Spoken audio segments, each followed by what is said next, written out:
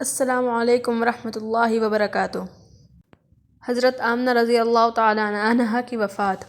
حضور اقدس صلی اللہ علیہ وسلم کی عمر شریف جب 6 برس کی ہو گئی تو آپ صلی اللہ علیہ وسلم کی والدہ ماجدہ رضی اللہ تعالیٰ عنہا آپ صلی اللہ علیہ وسلم کو ساتھ لے کر مدینہ منورہ آپ کے دادا کے ننیال بنو عدی بن نجار میں رشتہ داروں کی ملاقات یا اپنے شوہر کی قبر کی زیارت کے لیے تشریف لے گئیں۔ حضور صلی اللہ علیہ وسلم کے والد ماجد کی باندی ایمن بھی اس سفر میں آپ کے ساتھ تھیں۔ وہاں سے واپسی پر ابوا نامی گاؤں میں حضرت بی بی آمنہ فاطمہ رضی اللہ تعالیٰ عنہا کی وفات ہو گئی اور وہ وہیں مدفون ہو گئیں۔ والد ماجد کا سایہ تو ولادت سے پہلے ہی اٹھ چکا تھا، اب والدہ ماجدہ کے آغوش شفقت کا خاتمہ بھی ہو گیا، لیکن حضرت بی بی آمنہ رضی اللہ تعالیٰ عنہا کا یہ در یتیم جس آغوش رحمت میں پرورش پا کر پروان چڑھنے والا ہے، وہ ان سب ظاہری اسباب تربیت سے بے نیاز ہے۔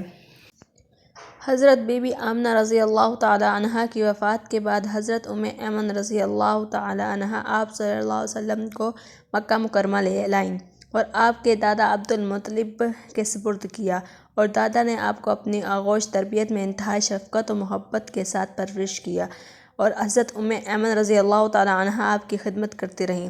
جب آپ صلی اللہ علیہ وسلم کی عمر شریف 8 برس کی ہو گئی تو آپ کے دادا عبدالمطلب کا بھی انتقال ہو گیا۔